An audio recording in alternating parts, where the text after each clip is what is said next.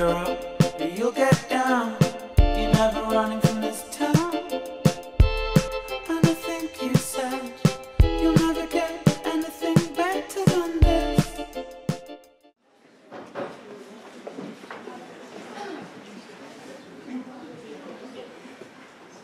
Messieurs et mesdames les jurés, chers publics, professeurs, élèves et amis, bonjour.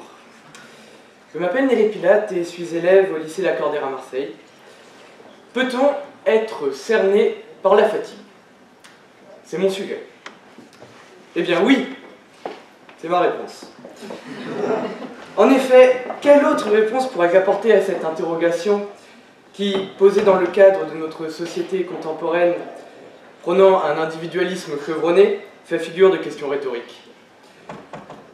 Après vous avoir donc apporté la réponse à mon sujet, je pourrais laisser au jury le soin d'annoncer ma qualification. Mais non, car à vaincre sans péril, à mon triomphe sans gloire. Corneille. Aussi, ne serait-il pas incongrument vulgaire de ma part de vous laisser dans l'ignorance sans vous avoir fait goûter aux fruits suaves de ma réflexion bien menée? Retournons donc à nos moutons. Je vous le disais, mon sujet fait donc figure de question rhétorique. En effet, je pense bien, ou du moins j'espère pour le salut de votre âme à tous, que vous vous êtes au moins une fois dans votre vie réveillé, cerné par la fatigue, le corps courbattu et le visage noirci. Si ce n'est pas le cas, bon, je pense que vous devriez un tantinet vous remettre en question, mais bon, passons. Mais de toute façon, sachant que la glorieuse assemblée que vous constituez n'est composée que de travailleurs acharnés, je sais que vous avez quasiment tous un exemple équivalent en tête. Concentrez-vous donc sur ce moment et songez, réfléchissez bien à la manière dont la fatigue vous cernait à ce moment-là. À mes yeux, trois grands types de fatigue prédominent. Premièrement, la fatigue morale, résultant de l'activité soutenue de notre intellect foisonnant. Deuxièmement, la fatigue physique, conséquente à la réalisation de mouvements du corps et de ses membres par la contraction de nos muscles. Et troisièmement, la fatigue phlegmatique, relevant de la paresse. Chers amis, voyons donc dans un premier temps la fatigue physique et morale. Séparées, ces deux fatigues ne valent finalement pas grand-chose. Mais ce n'est qu'une fois regroupées en un même individu à un même moment qu'elles font ressortir sous leurs traits les plus nobles la fatigue sous ses lettres flatteuses.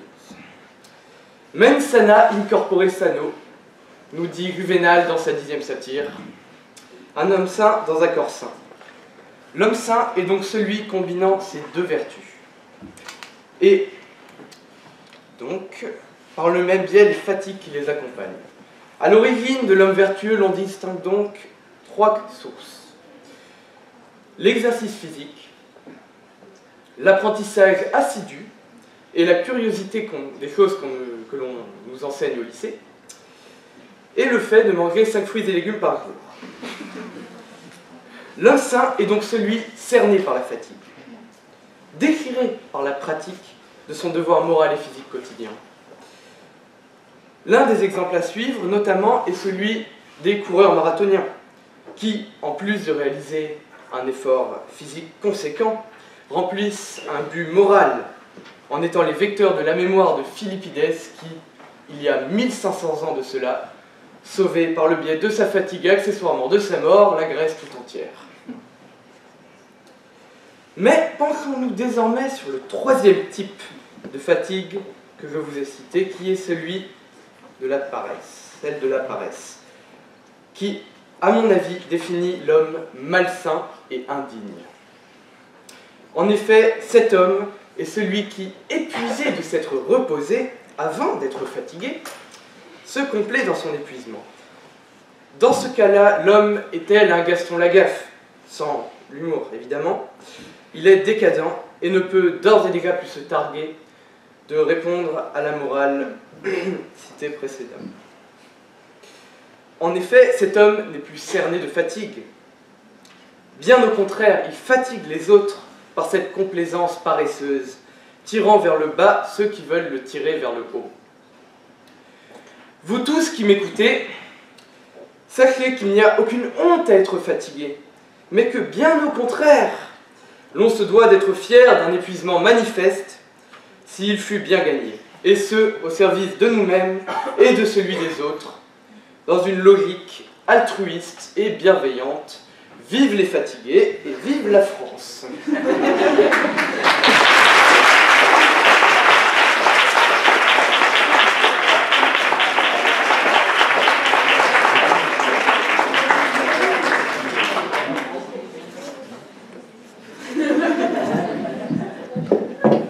Et nous allons maintenant passer aux questions du jury. Le temps juste de passage 5 minutes 16, très bien, donc les questions.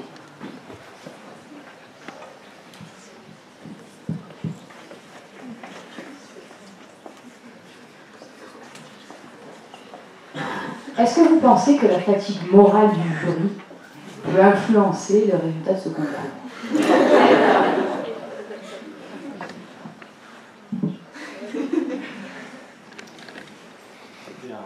Ça dépend, enfin, je pense pas vous avoir fatigué plus que ça, quand même.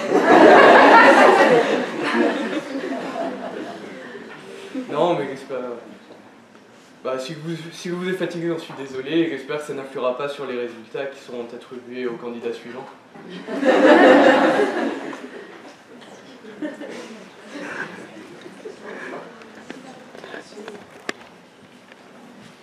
Vous avez dit qu'on pouvait qualifier en quelque sorte l'homme paresseux comme malsain et indigne. Moi, parfois, le dimanche, je me lève et j'ai vraiment envie de rien faire du tout. Est-ce que ça fait de moi quelqu'un de malsain et indigne? Donc, j'ai bel et bien dit ça. Mais le fond de la pensée, c'est que, justement, l'homme, on va dire, qui est plutôt malsain, serait plutôt celui qui donc tire vers le bas, qui donc aurait tendance à tirer vers le haut, donc par sa flegme et sa fatigue. Donc je pense pas. Donc vous êtes présente ici, je pense pas que, du moins je n'espère pas que c'est pour me tirer vers le bas. J'ai juste une autre question. Oui. Vous mangez 5 fruits et légumes par jour, vous?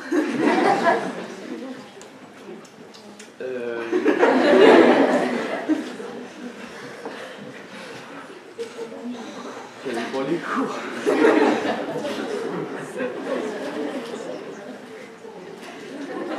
Alors, 2 questions.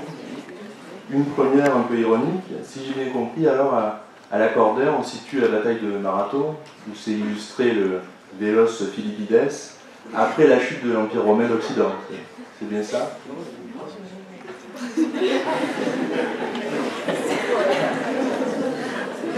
Zut, alors. Je m'excuse. Lors de mes recherches assidues sur Internet. Allez, les moines apparaissent pas. Voilà, exactement. Je pense que c'était plutôt moins 460. C'est très possible. Et une deuxième question, qu'est-ce que vous faites de la fatigue sociale?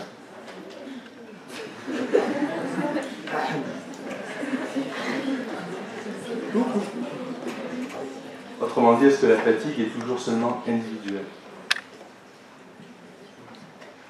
Bien justement, la fatigue sociale est celle qui découle. Donc, on peut dire, bon, premièrement, on peut dire que donc elle est issue, justement, comme je l'ai dit, des individus paresseux qui vont avoir tendance à tirer vers le bas les personnes environnantes, fatiguant socialement les personnes environnantes. Aussi, la fatigue sociale.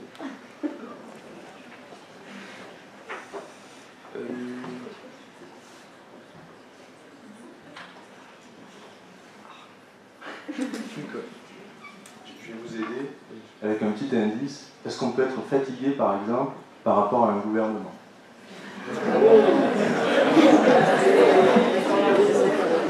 Si on a affaire à un gouvernement de fatigué, c'est vrai que ça peut être...